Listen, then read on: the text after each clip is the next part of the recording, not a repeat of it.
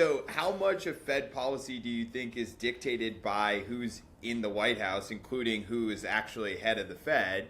And how do you sort of factor that into the analysis as we kind of move into an election year? Yeah, well, I think the folks who are at the Fed today deeply understand what their mandate is and their responsibility and are not going to be influenced by electoral politics. And that's because it is not within the mandate of the governors of the Federal Reserve or the board to be responsive to or reflect a political opinion.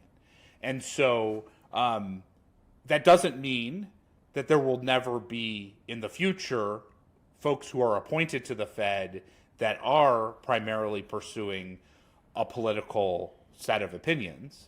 But I'm saying today, what we have is we have technocrats, academics, and people who have been appointed to that group that are not political figures. And so I think there's far too much being done to suggest that the Fed is far too much commentary that the Fed is going to be meaningfully influenced by the political calendar. It's not going to happen.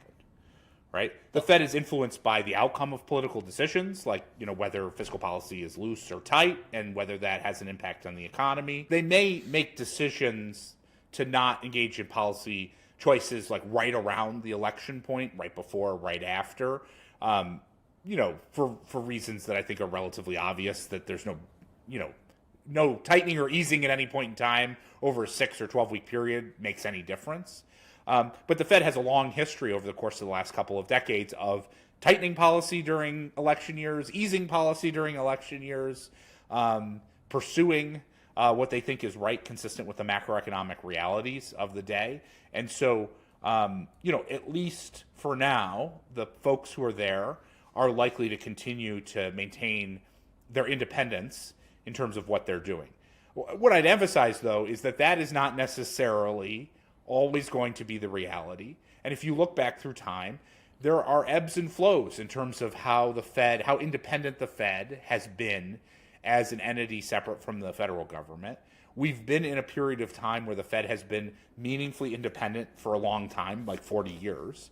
But if you go back to the 70s, what you see is the politicians met with the Fed governor regularly. Or if you go back to the post-war period, in the 40s and the early 50s, the Fed and Treasury, Fed and the federal government were closely connected to each other. So just because they happen to be independent today doesn't mean that they will be independent in the future. It's just, the only claim I'm making is, at least with this administration, with these people who are sitting there today, they're likely to operate pretty independently.